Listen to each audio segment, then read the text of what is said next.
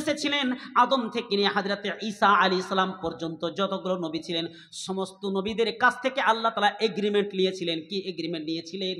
যে তোমাদেরকে কিতাব দিয়েছি, তোমাদেরকে হিকমত দান করেছি, তোমাদের জীবদ্দশায় যদি একজন নবী চলে যায় তাহলে পরে তোমরা সেই নবীর এক নবীকে মেনে চলবে কিনা বলো, তাকে সাহায্য করবে কিনা বলো। সমস্ত আম্বিয়া আলাইহিস সালাম উত্তর দিয়েছিলেন ক্বালু আকরারনা, আমরা স্বীকার করলাম আল্লাহ, আমরা সেই নবীর উপরে ঈমান নিয়ে আসব। হযরতে মুসা আলাইহিস সালাম তিনি বললেন আমি আমার তাওরাতকে বন্ধ করে দেব, এই তাওরাতের কোনো বিধান চলবে না। হযরতে ঈসা আলাইহিস সালাম বলেন ইনজিলকে আমি বন্ধ করে দিব। হযরতে দাউদ আলাইহিস সালাম বলেন জবুরের সব কিছু কিসসা খতম হয়ে গেছে, তার মানে জবুরের হুকুম হাকাম চলবে না, মুহাম্মদ সাল্লাল্লাহু আলাইহি ওয়াসাল্লামের বিধান অনুযায়ী চলবো, কোরআনের অনুযায়ী চলবো, আল্লাহ রাসূল সাল্লাল্লাহু আলাইহি ওয়াসাল্লামের ওই শরীয়ত অনুযায়ী চলবো। প্রত্যেকটা নবী এটা স্বীকার করেছিলেন আল্লাহর কাছে। সবাই আমরা যতগুলো নবী আছি আমাদের কিতাবকে, আমাদের শরীয়তকে, আমাদের পদ্ধতিকে, আমাদের মাযহাবকে, আমাদের মাসলাককে সব কিছুকে বন্ধ করে দিয়ে মুহাম্মদ সাল্লাল্লাহু আলাইহি ওয়াসাল্লামের অনুসরণ করব। নবী হয়ে বলেছিল। আর আমরা কেমন মানুষ যে নবীকে বাদ দিয়ে পীরদের গুরুত্ব দিতে শুরু করেছি। মানুষ হিসেবে ভালোবাসবেন ভাই, একটা জিনিস আপনি লক্ষ্য করেন তো, যেই ব্যক্তি কবরে শুয়ে আছে সে আপনার কাছে সাহায্য চাইবে না, আপনি তার কাছে সাহায্য চাইবেন, এখানে তো বলে দিবেন। কে বেশি অসহায় আছে আপনি নিজে বিচার করেন। যে লোকটা কবরে শুয়ে আছে, আচ্ছা আর একটা জিনিস আপনাকে বলি, আমি উদাহরণ দিচ্ছি, এটা তাহলে বুঝে যাবে, একবারে ক্লিয়ার হয়ে যাবে মশলাটা পুরো। আমি ঝাড়খণ্ড থেকে এসেছি, আপনারা এখানকার মানুষ খড়গপুরে পশ্চিম বাংলার মানুষ বাংলা বুঝেন। আপনাদের এখানে একটা মাজার তৈরি আছে, আর এটা আমার বিশ্বাস আছে যে মাজারে কিছু চাইলে পাবো, এটা আমি ভাবছি। তো আমি ওই কবরের কাছে গিয়ে, মাজারের কাছে গিয়ে বলছি, কি বলছি জানেন? এ মেরে বাবা, मेरा रुपया कहाँ गुम हो गया है, मेरा पासपोर्ट कहाँ गुम हो गया है, मुझे ला दीजिए। पता नहीं कहाँ खो गया है, मैं बहुत मजबूर हूँ, मैं परेशान हूँ, मैं बहुत नाजुक हालात में हूँ, मेरे लिए आप कुछ इस्तेमाल, कुछ काम कीजिए। तो ওই ব্যক্তি কিন্তু বুঝতে পারে না, তখন কি বলছে জানেন? আমি তোমার জন্য কি করে দেব, আমি তো তোমার কথাই বুঝতে পারি না, আমি তোমার কি সাহায্য করব, আমি তো তোমার কোনো কথাই বুঝতে পারছি না। একজন মালয়েশিয়াম থেকে এসেছেন, মালয়ালম ভাষা বলছে। একজন কর্ণাটক থেকে এসেছে, তিনি কর্ণাটক কথা বলছেন। চেন্নাই থেকে একজন এসেছে, চেন্নাই মানে চীনের যে কথা আছে চীনের কথা বলছেন। একজন তামিলনাড়ু থেকে এসেছে, সেও এমন কথা বলছে আপনার কোনো কিছু বুঝে আসে না। ইংরেজিতে বলছে, মালয়ালমে বলছে, তেলেগুতে বলছে, হিন্দিতে বলছে, আরবিতে বলছে, ও কোনো ভাষা জানে না, খালি একটা ভাষা জানে, বাংলা ভাষা। আর ওই লোকটা বলছে বাংলা ছাড়া কিছু বুঝি না, ওই যে বাংলাদেরকে আমি সাহায্য করব। আচ্ছা বলেন তো, এরকম যদি পীর হয় তাকে মানা যাবে? তাহলে কার কথা নিতে হবে? যে সমস্ত রকমের ভাষা বুঝেন, আর তিনি হচ্ছেন আল্লাহ, যিনি সব ভাষা বুঝতে পারেন। ওই আল্লাহর কাছে চাইতে হবে। আল্লাহ পাক রব্বুল আলামিন তিনি বলেছেন, আল্লাযীনা আমানু ওয়া লাম ইয়ালবিসু ঈমানাহুম বিযুলমিন উলাইকা লাহুমুল আমনু ওয়া হুম মুহতাদুন। যারা ঈমান এনেছে এবং তাদের ঈমানটাকে জুলুমের সাথে মিশ্রিত করেনি, জুলুম মানে হচ্ছে শিরকের সাথে যারা মিশ্রিত করেনি, আল্লাহ পাক রব্বুল আলামিন তিনি বললেন এলাই হলো হেদায়েত প্রাপ্ত। সূরা আনআমে আল্লাহ পাক রব্বুল আলামিন তিনি বললেন যারা ঈমান এনেছে নিজের ঈমানটাকে শিরকের সাথে মিশ্রিত করেনি, এলাই হলো হেদায়েত প্রাপ্ত।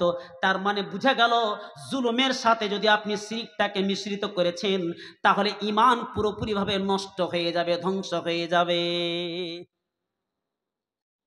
৬ নম্বর আমরা বুঝতে পারলাম তাহলে কি, শিরিক করলে পরে আল্লাহ তাআলা রাগান্বিত হয়ে যান। ইবলিস শয়তান কেন গেল জাহান্নামে? আল্লাহ জান্নাত থেকে ইবলিস শয়তানকে বের করলে কেন? বলেন তো, কে বলতে পারবেন? আল্লাহ পাক রব্বুল আলামিন তিনি কোরআনে এটা উল্লেখ করেছেন, ওয়ালাকাদ খালাকনাকুম সুম্মা সাওয়ারনাকুম সুম্মা কুল্না লিল মালাইকাতি ইসজুদু লিআদামা ফাসাজাদু ইল্লা ইবলিস। আমি তোমাদেরকে সৃষ্টি করেছি, তোমাদেরকে গঠন দিয়েছি, সমস্ত ফেরেশতাদেরকে বললাম সকলে তোমরা সাজদা করো। সমস্ত ফেরেশতা হযরতে আদম আলাইহিস সালামকে সাজদা করলো, কিন্তু ইবলিস শয়তান সাজদা করলো না। লাম ইয়াকুম মিনাস সাজিদিন, সে সাজদাকারীদের অন্তর্ভুক্ত হলো না। একটা জিনিস বুঝবেন এখানে, ইবলিস শয়তানকে যখন আল্লাহ বললেন, মানে সকল ফেরেশতাকে বললেন, তো ওর মধ্যে ইবলিস শয়তান ছিল। ইবলিস শয়তান কিন্তু তাদের মধ্যে ছিল মহা শিক্ষিত ব্যক্তি। তো এত পণ্ডিত ফেরেশতাদের লিডার করা হয়েছে তাকে, এই কাকে? ইবলিস শয়তানকে। শিক্ষিত মানুষ হলে যে জান্নাতে চলে যাবে তা না, অনেক শিক্ষিত মানুষকে বোকা বানিয়ে রেখেছে আজকে পৃথিবীতে। শিক্ষিত হওয়ার পরে অশিক্ষিতর মতন ব্যবহার করছে। তো এই যে ইবলিস শয়তান মাথা নত করলো না, তো আল্লাহ তাআলা বললেন ক্বালা মা মানাকা আল্লা তাসজুদা ইযা আমারতু, কোন জিনিসে তোমাকে বাধা দিল? আমি যখন সাজদা করতে বললাম তুমি সাজদা করলে না। তো ইবলিস শয়তান কিন্তু অস্বীকার করেনি, ভালো করে বুঝবেন। এখানে ডাইরেক্ট শয়তান বলল না যে আমি সাজদা করব না। শয়তান কি বলছে জানেন? ক্বালা আনা খায়রুম মিনহু খালাকতানি মিন নারিন ওয়া খালাকতাহু মিন তিন। আমি হচ্ছে আগুনের তৈরি আর ও হচ্ছে মাটির তৈরি, আমি ওর থেকে ভালো আছি, অতি উত্তম। ওই জন্য আগুন মাটির কাছে মাথা নত করতে পারে না। দেখেন, শয়তান কিন্তু ডাইরেক্ট এই কথা বললে না যে আমি সিজদা করব না, এরকম কথা নয়। কি বলছে? আমি ওর থেকে বেশি উত্তম। লজিক ব্যবহার করলো। তখন আল্লাহ তাআলা বলছেন ক্বালা ফাহবিত মিনহা ফামা ইয়াকুনু লাকা আন তাতাকাব্বারা ফিহা ফাখরুজ ইন্নাকা মিনাস সাগিরিন। বেরিয়ে যা এখান থেকে শয়তান, এখানে থেকে তুই বিদ্যাচারণ করবি, এখানে বিদ্যাচারণ করা যাবে না। লাঞ্ছিত হয়ে অপমানিত হয়ে তুই বেরিয়ে যা। আল্লাহ পাক রব্বুল আলামিন এই কথা যখন শয়তানকে বলল, তখন শয়তান বলেছিল কি জানেন? ক্বালা ফাবিমা আগওয়াইতানি লাআকুদান্না লাহুম সিরাতাকাল মুস্তাকিম সুম্মা লাআতিয়ান্নাহুম মিন বাইনি আইদিহিম ওয়া মিন খালফিহিম ওয়া আন আইমানিহিম ওয়া আন শামাইলিহিম ওয়া লা তাজিদু আকসারাহুম শাকিরিন। আল্লাহ, তুমি যেভাবে তোমার জান্নাত থেকে বহিষ্কৃত করেছো, তুমি জেনে রাখো আমি তোমার সত্তার কসম খেয়ে বলছি, আমি তোমার ইজ্জতের কসম খেয়ে বলছি, তোমার বান্দাকে পথভ্রষ্ট করব, তোমার বান্দাকে গুমরাহ করে ছাড়বো। যতক্ষণ পর্যন্ত গুমরাহ না করব আমি চুপচাপ বসে থাকবো না, চতুর্দিক থেকে আমি গুমরাহ করার চেষ্টা করব। সুম্মা লাআতিয়ান্নাহুম মিন বাইনি আইদিহিম, আমি তাদের কাছে আসবো সামনের দিক থেকে, ওয়া আন খালফিহিম, তাদের পিছন দিক থেকে, ওয়া আন আইমানিহিম, তাদের ডান দিক থেকে, ওয়া আন শামাইলিহিম, তাদের বাম দিক থেকে, চতুর্দিক থেকে এসে আমি তাদেরকে পথভ্রষ্ট করব। আর শয়তান তার কাজে কিন্তু কামিয়াব হয়ে গেছে। শয়তান এটা ওয়াদা করেছিল। তাহলে যত মানুষ আজকে নামাজ রোজা থেকে দূরে, যত মানুষ আজকে নিষেধাজ্ঞা পান করছে, যত মানুষ আজকে আল্লাহ ছাড়া অন্য কারো কাছে মাথা নত করছে, জেনে রাখবেন সকলেই শয়তানের সকলে অনুসরণ করছে। আচ্ছা দেখুন একটা জিনিস, শয়তান যখন সাজদা করলো না, তো কেন করলো না? আত্মমর্যাদা বুঝেন? আত্মমর্যাদা, আত্ম অহংকারী, আত্মমর্যাদা, ইগো বুঝতে পারেন তো? ইগো, শয়তানের ইগো হার্ট হয়েছে, ইগোতে আঘাত লেগেছে। যখন আল্লাহ তাআলা সমস্ত ফেরেশতাকে বললেন সাজদা করো, তো শয়তান সাজদা করলো না কেন? তার ইগোতে আঘাত লেগেছে। বারে, আমি এর কাছে মাথা নত করো, মাটির কাছে। এই যে আঘাত লাগা, একটা আঘাত লাগা। আপনাকে উদাহরণ দিই, আপনার স্ত্রী একটা ছেলের সাথে পরকীয়া করছে, আপনি হাতে নাতে ধরে ফেলেছেন, চোখে আপনি ধরে ফেলেছেন, ফেস টু ফেস ধরে ফেলেছেন, আপনি নিজে দেখে ফেলেছেন। তখন এবার আপনি কি ভাববেন জানেন? আরে, যেই জায়গাটা আমার পাওয়া দরকার ছিল এটা অন্য কাউকে দিয়ে ফেলেছে, আমার স্ত্রী অন্যজনের সাথে এরকম কাজ করছে, ওই ইজ্জতটা তো আমার, আর ওই ইজ্জতটা অন্য কাউকে দিচ্ছে। তখন আপনার মাথাতে শয়তান এমন ভাবে মাথা গরম করে দিবে, আপনি কোনো কিছু পার্থক্য করতে পারবেন না। হাঁসুয়াখানটা পড়েছিল, ছুরিখানটা পড়েছিল, ডাইরেক্ট গর্দনটাকে কেটে ফেলে দিলেন। কেন? ইগোতে হাত লেগেছে। এটা হলো আত্মমর্যাদা। আপনি তখন কি ভাবছেন জানেন? যা আমাকে জেল যেতে হয়, জেল যাওয়ার যদি যাওয়া থাকে তো আমি যাব, আমার যদি জেল যেতে হয় তো আমি যাব, কিন্তু এই হতচ্ছাড়িকে রান্ডি মাগিকে আমি শেষ করব। সঙ্গে সঙ্গে গলাটা আপনি তার ধর থেকে আলাদা করে দিলেন। কেন? কি হয়েছে তার? জেনা করলো, ব্যভিচার করলো, আপনি এইটুকু সহ্য করতে পারলেন না। ওই যে শয়তান, আল্লাহ যখন বললে মাথা নত করো আদমের কাছে, তখন সে মাথা নত করলো না। কেন? ইগোতে আঘাত লেগেছে। আমি আগুনের হয়ে মাথা নত করব? এই জিনিসটাতে তাকে জাহান্নামে নিয়ে চলে গেল। সেরকম হয়ে গেছে আপনার অবস্থা। যখন এবার আপনি নিজে থেকে ভাবনা চিন্তা করেন, যেই শয়তান আদমের সামনে আল্লাহর কথা অমান্য করেছে, আপনি সেই শয়তানের আপনি আজকে অনুসরণ করছেন, তার কাছে মাথা নত করছেন। খবর আছে আপনার, কিয়ামতের দিন আফসোস করবেন। এই মাথা আল্লাহ ছাড়া অন্য কারো কাছে মাথা নত করা যাবে না। তাহলে 6 নম্বর আমাদের যে জিনিসটা আমরা জানতে পারলাম সেটা হচ্ছে কি, 5 নম্বর যেটা জানতে পারলাম সেটা হচ্ছে কি, শিরিক। কোনো রকমে শিরিক করা যাবে না। যদিও আপনাকে জ্বালিয়ে পুড়িয়ে ছাই করে দেওয়া হয়, শিরিক মানে হচ্ছে আল্লাহ ব্যতীত অন্য কারো দাসত্ব করা, গোলামি করা। আপনি ভাগ করতে যাবেন না যে আল্লাহরও করব, উমুকেরও করব। যদি ইবাদত করতে হয় আল্লাহর করবেন, রাসূল সাল্লাল্লাহু আলাইহি ওয়াসাল্লামের করবেন। হযরত ওমর রাদিয়াল্লাহু তাআলা আনহু, যা উমর ইলা নবী সাল্লাল্লাহু আলাইহি ওয়াসাল্লাম, হযরত ওমর রাদিয়াল্লাহু তাআলা আনহু আল্লাহ রাসূল সাল্লাল্লাহু আলাইহি ওয়াসাল্লামের কাছে একটা তাওরাতের অংশ নিয়ে আসলেন। আর এসে বলছেন, হাদিহি নুসখাতুম মিনাত তাওরাত, নবী গো এটা হচ্ছে একটা তাওরাতের অংশ। তখন মুহাম্মদ রাসূলুল্লাহ সাল্লাল্লাহু আলাইহি ওয়াসাল্লাম, ফাসাকাতা রাসূলুল্লাহ, আল্লাহ রাসূল চুপ হয়ে গেলেন। ফাজালা ইয়াকরা বিওয়াজহি রাসূলিল্লাহি সাল্লাল্লাহু আলাইহি ওয়াসাল্লাম, হযরতে ওমর তাওরাত পড়তে শুরু করলেন। ফায়াতাগায়্যারু, আল্লাহ রাসূল সাল্লাল্লাহু আলাইহি ওয়াসাল্লামের চেহারা তখন লাল হয়ে গেল, লাল দগ্ধ হয়ে গেল, রক্তিম বরণ করেছে তিনার চেহারা। তখন হযরতে আবু বকর রাদিয়াল্লাহু আনহু তিনি বললেন, সাকিলাত কাসসাওয়াকিল ইয়া ওমর, হে ওমর, তোমার সন্তান হারানো মা যেন তোমাকে হারিয়ে ফেলে। মা তারা বিওয়াজহি রাসূলিল্লাহ সাল্লাল্লাহু আলাইহি ওয়াসাল্লাম, তুমি কি দেখতে পাও না ওমর, আল্লাহ রাসূল কিভাবে রেগে গিয়েছেন তাওরাত পড়ার কারণে, তোমার নবী সাল্লাল্লাহু আলাইহি ওয়াসাল্লাম কিভাবে তোমার উপরে রাগান্বিত হয়েছেন। ফানাজারা ওমর, যখন হযরতে ওমর রাদিয়াল্লাহু তাআলা আনহু আল্লাহ রাসূলের চেহারার দিকে দিদার করছেন, দেখার পরে দেখছেন যে আল্লাহ রাসূল আমার উপরে প্রচন্ড রেগে গিয়েছেন। কেন রেগে গিয়েছেন সেটা তো দূরের কথা, রেগে গিয়েছেন ওই জন্য হযরতে ওমর তিনি বলছেন, আউযু বিল্লাহি মিন গাযাবিল্লাহি ওয়া গাযাবি রাসূলিহি, রাযীতু বিল্লাহি রাব্বান ওয়া বিল ইসলামি দীনান ওয়া বি মুহাম্মাদিন নাবিয়্যা। হযরত ওমর বললেন, আল্লাহর ক্রোধ থেকে, নবী মুহাম্মদুর রাসূলুল্লাহ সাল্লাল্লাহু আলাইহি ওয়াসাল্লামের ক্রোধ থেকে আমি আশ্রয় কামনা করছি। আমি আনন্দিত হয়ে গেলাম আল্লাহর রব হওয়ার কারণে, ইসলাম দিন হওয়ার কারণে, আর নবী মুহাম্মদ সাল্লাল্লাহু আলাইহি ওয়াসাল্লাম নবী হওয়ার কারণে আমি আনন্দিত হয়ে গেলাম, আমি সন্তুষ্ট।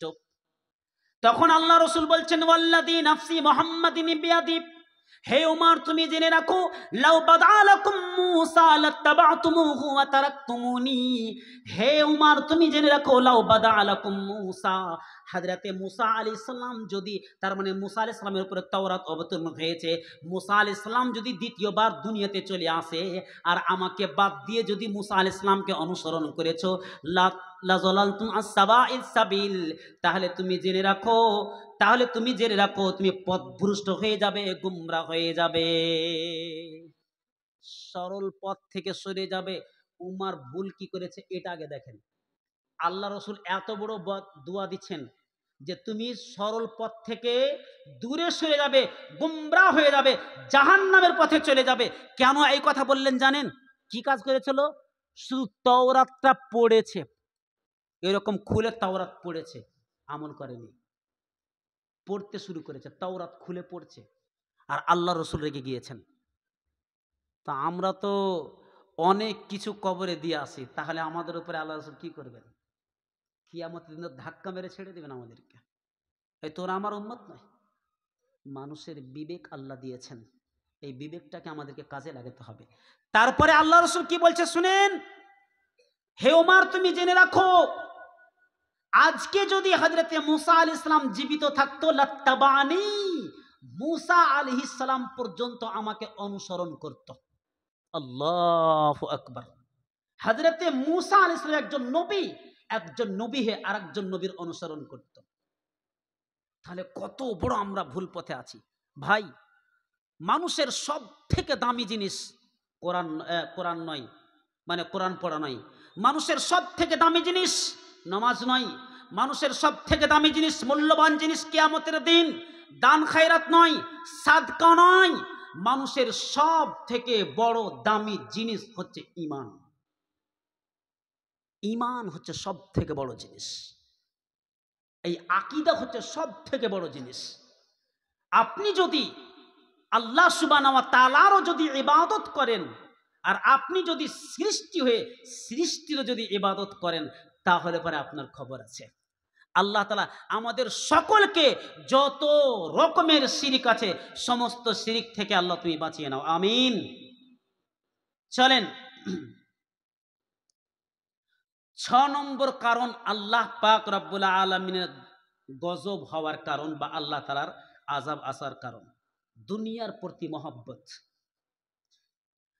ইউশকুল উমাম আন তাদা আলাইকুম কামা তাদআল আকালাত ইলা কাসাতিহা فقال قائل أو من قلة نحن يومئذ قال بل أنتم يومئذ كثير ولكنكم غثاء كغثاء السيل ولينزعن الله من صدور عدوكم المهابة منكم وليقذفن الله في قلوبكم الوهن।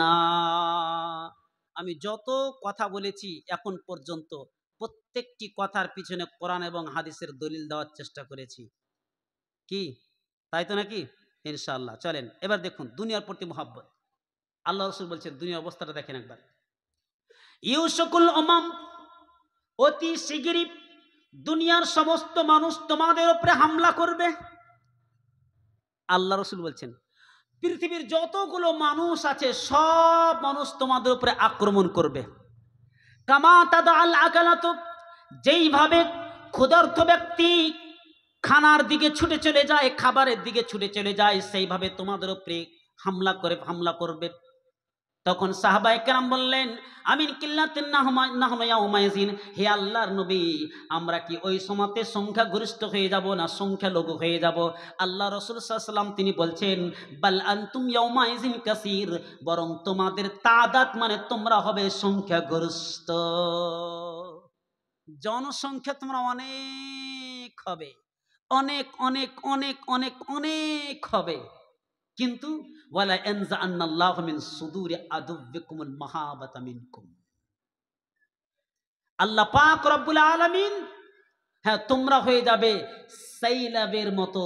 তার মানে বন্যার পানির ফেনা যে থাকে, বন্যার পানি দেখেছেন? বন্যার পানিতে নোংরা আবর্জনা ভেসে আছে, ফেনাগুলো চাপা চাপা হয়ে আছে। তো আল্লাহ রাসূল বলছেন ওই ফেনার মতন হবে, ফ্যানের মতো, যেটা হাত দিলে ছুমন্তর হয়ে যায়, বুঝে যায়। তো আল্লাহ রাসূল বলছেন বন্যার পানির ফেনার সমতুল্য হয়ে যাবে তোমরা।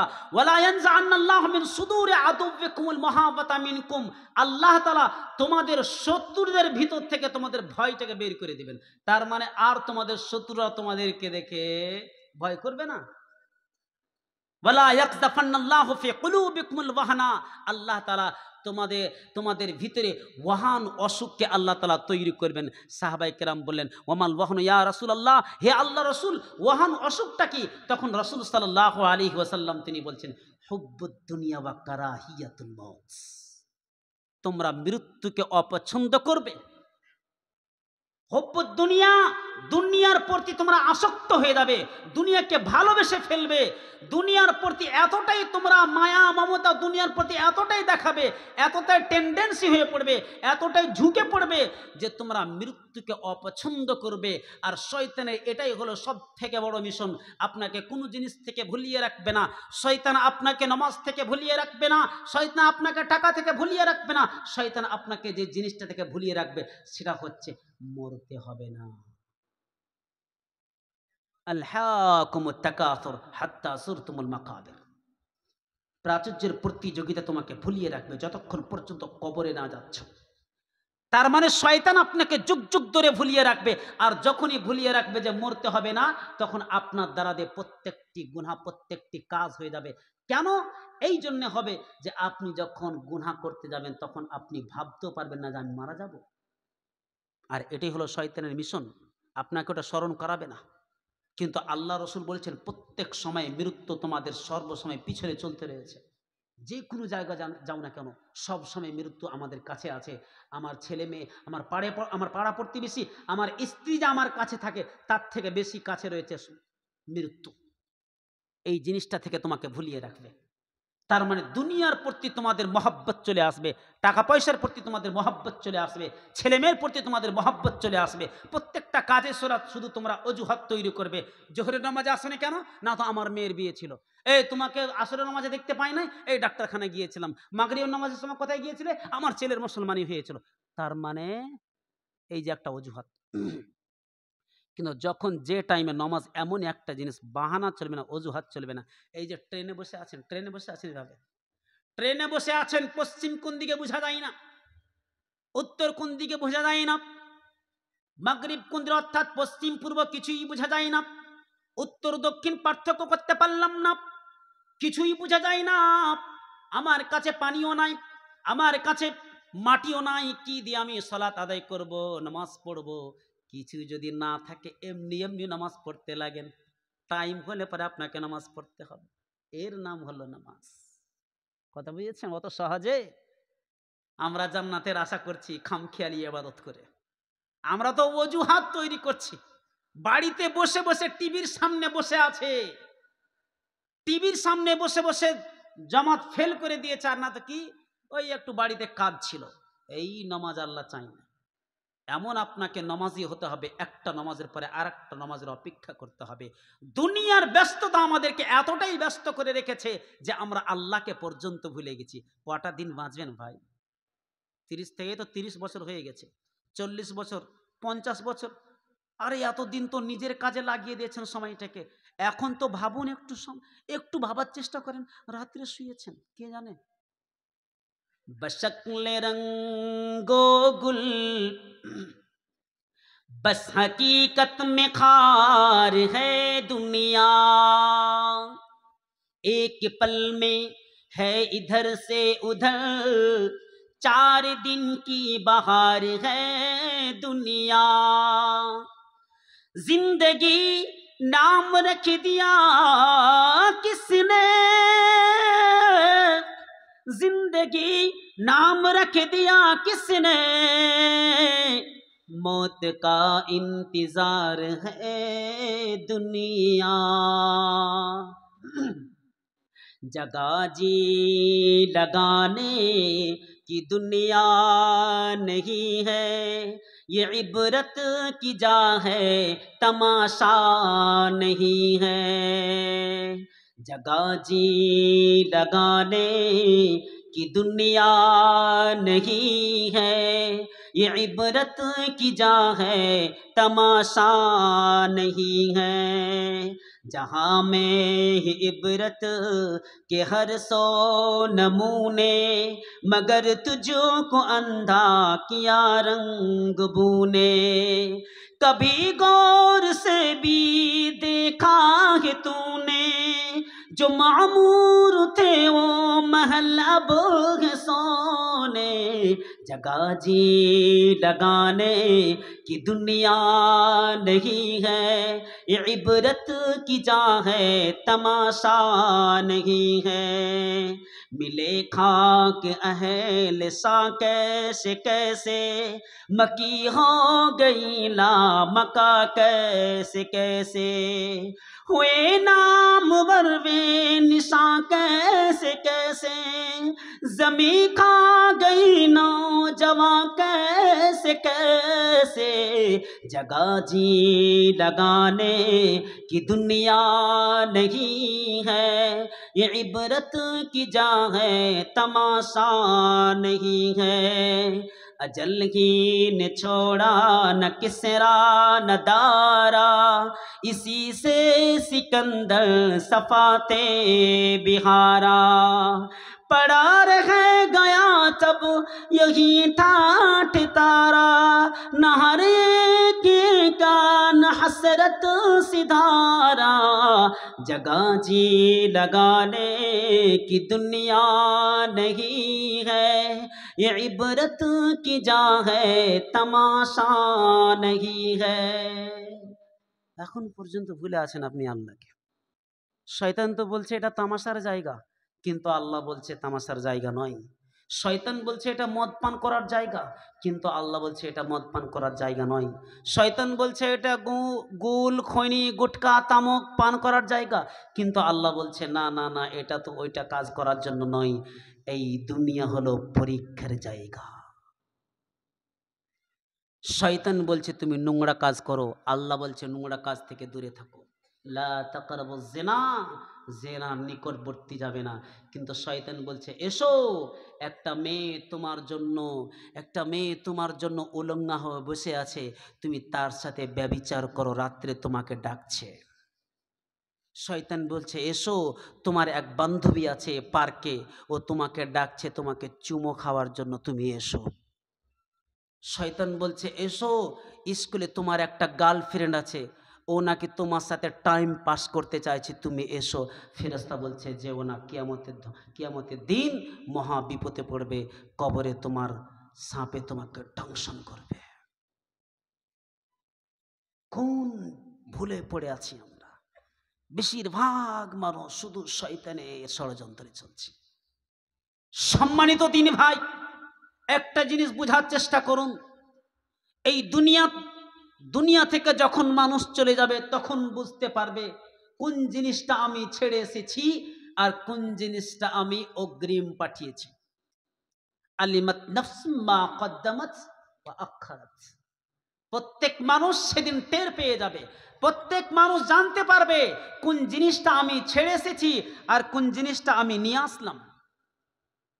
সম্মানিত দিনী ভাই, তাহলে আর একটা বলছিলাম, একটা লম্বা হাদিস আছে আল্লাহ তাআলার গজব আসার আরো কয়েকটি কারণ। কি কারণ? যে আমরা অমুক অমুক অমুকের অনুসরণ করছি, গায়রোं की हम नकल करते हैं। আমরা অন্য অন্য সম্প্রদায়ের আমরা অনুসরণ করছি, বেজাতির আমরা অনুসরণ করছি। লা তাত্তাবিউন্না সুনানা মান ক্বাবলাকুম শিবরান বিশিবরিন ওয়া যিরআন বিযিরআইন হাত্তা তাবাতুমুহু হাত্তা লাউ দাখালু হুজরা যাব্বিন।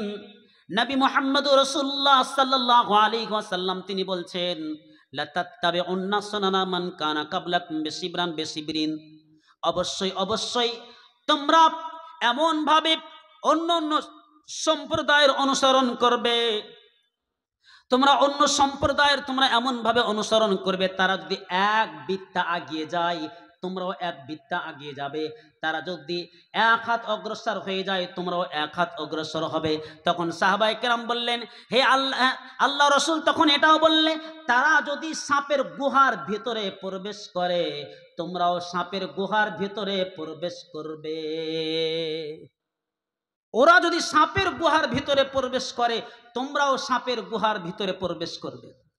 এবারে আল্লাহ রাসূল সাল্লাল্লাহু আলাইহি ওয়াসাল্লাম তিনি বললেন, তার মানে সাপের গুহার ভিতরে প্রবেশ করা, তোমরাও সাপের গুহার ভিতরে প্রবেশ করবে। সাহাবায়ে কেরাম বললেন, কাদের ব্যাপারে বলছেন আল্লাহ রাসূল? আল ইয়াহুদ ওয়ান নাসারা, তখন আল্লাহ রসুল বলছেন ফামান, কাদের ব্যাপারে বলবো? আজকে আমরা ইহুদিদের এমন ভাবে অনুসরণ করতে শুরু করে দিয়েছি। কোন জিনিসটা বলবো আপনাকে? ইহুদিরা দাড়ি ছাড়ে না, কিন্তু ইহুদিরা দাড়ি রাখে না, আমরাও অনেকে দাড়ি ছিঁড়ে ফেলে দিয়েছি। এটা হলো ইহুদিদের অনুসরণ করা। আল্লাহ রসুল বলছেন ওয়াফুল্লাহিয়া কাশু সারেব, দাড়িকে লম্বা করো, মোচকে ছোট করো, এটা হলো মুসলিমের বৈশিষ্ট্য। কিন্তু আজকে আমরা দাড়িকে ছোট করছি, মোচটাকে বড় করে রাখছি। কোন জিনিসটা বলবো আপনাকে? এখনকার আমাদের যুবক ভাইদের একটু চুলের কাটিংটা দেখেন, হাজার রকমের ডিজাইন চুলের কাটিং এমন করে রেখেছে। এখানে একটা গোলাপি রং, এখানে একটা জর্দা রং, এখানে একটা কালো রং, এখানে একটা সাদা রং, হরেক রকমের ডিজাইন করতে